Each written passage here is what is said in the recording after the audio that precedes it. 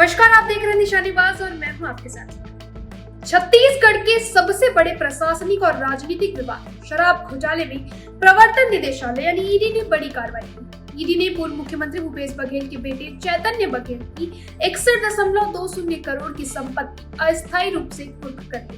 Attach की गई संपत्तियों में सबसे खास है 364 आवासीय भूखंड और कृषि भूमि। ईडी का दावा है कि चैतन्य बघेल न सिर्फ इस 2500 करोड़ के घोटाले वाले सिंडिकेट के सर्वोच्च स्तर पर थे, बल्कि अवैध धन का हिसाब भी वही रखते थे। उधर पूर्व मुख्यमंत्री भूपेश बघेल ने इस कार्रवाई को विद्वेषपूर्ण बताते हुए कहा है कि पैतृक संपत्ति जब्त करके डरा नहीं सकते। इस पैकेज में हम जानेंगे कि यह घोटाला क्या है, ये कैसे हुआ और ईडी के दावों पर राजनीतिक प्रतिक्रिया क्या है।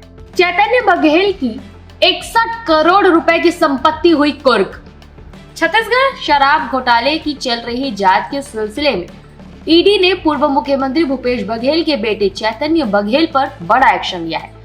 धन शोधन निवारण अधिनियम के तहत उनकी कुल 61.20 करोड़ की संपत्ति अस्थायी रूप से कुर्क कर दी गई है।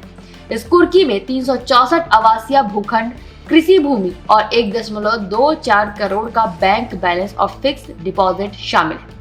इन 364 प्लॉटों की कीमत करीब 59.96 करोड़ रुपए आकी गई है। इस नई कार्रवाई के साथ शराब घोटाले में अब तक अटैच की गई कुल संपत्ति का मूल्य बढ़कर 276.20 करोड़ हो गया है। ईडी ने ये जांच एसीबी ईओडब्ल्यू रायपुर द्वारा दर्ज एफआईआर के आधार पर शुरू की थी, जिसमें आईपीसी और भ्रष्टाचार निवारण अधिनियम की धाराएं लगाई गई थी। ईडी की जांच में एक बड़ा सनसनीखेज खुलासा हुआ है। एजेंसी का दावा है कि पूर्व मुख्यमंत्री के बेटे होने के कारण चैतन्य बघेल शराब सिंडिकेट के सर्वोच्च स्तर पर थे। ईडी के अनुसार वही इस पूरे नेटवर्क के नियंत्रण और अंतिम निर्णय लेने वाले व्यक्ति थे। सिंडिकेट द्वारा इकट्ठा किए गए सभी अवैध धन का हिसाब रखने की जिम्मेदारी चैतन्य बघेल की थी।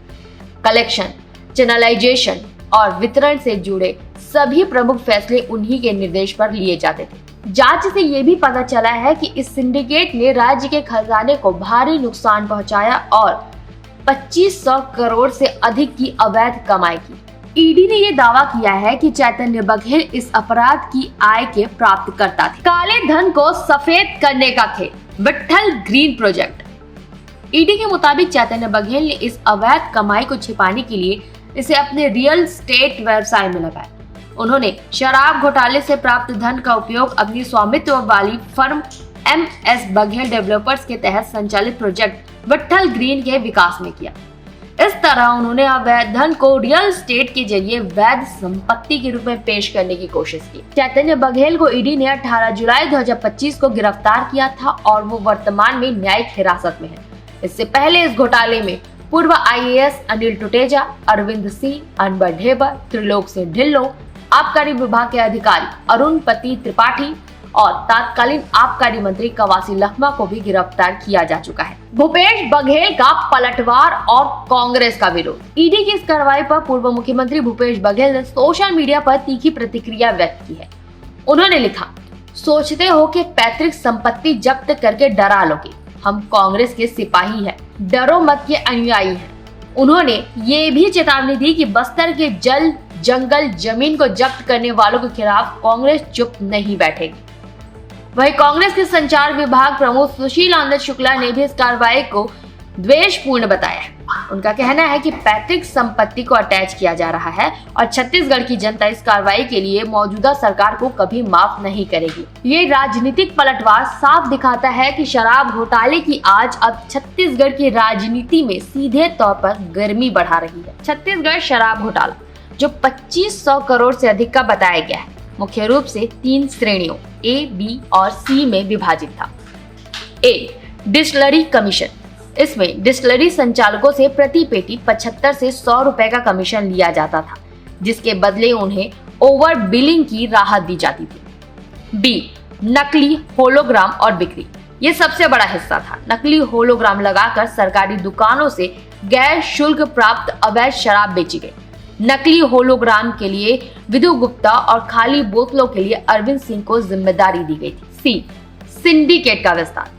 एपी त्रिपाठी की जिम्मेदारी आबकारी अधिकारियों और दुकान कर्मचारियों को सिंडिकेट में शामिल करना था। सिंडिकेट ने 15 जिलों में 40 लाख पेटी से अधिक अवैध शराब बेचकर खजाने को चूना लगाया। 2500 करोड़ के इस महा घोटाले में 276 करोड़ की संपत्ति कुर्को में एक बड़ी कार्रवाई। लेकिन ईडी का यह दावा कि तत्कालीन मुख्यमंत्री का बेटा ही सिंडिकेट के शीर्ष पर था और सारे हिसाब रखता था, इस मामले को एक नया और गंभीर आयाम देता है। पूर्व मुख्यमंत्री भूपेश बघेल के डरा नहीं सकते वाले बयान ने इस कानूनी कार्रवाई को सीधे सीधे राजनीतिक जंग में बदल दिया। अब सवाल ये है कि क्या ईडी इस मामले में आगे और राजनीतिक हस्तियों पर कार्रवाई करेगी, और क्या चैतन्य बघेल की न्यायिक हिरासत और इस कुर्की के खिलाफ कांग्रेस पार्टी का आंदोलन तेज होगा। इन सभी पहलुओं पर हमारी नजर बनी रहेगी। तब तक के लिए देखते रहे निशानेबाज।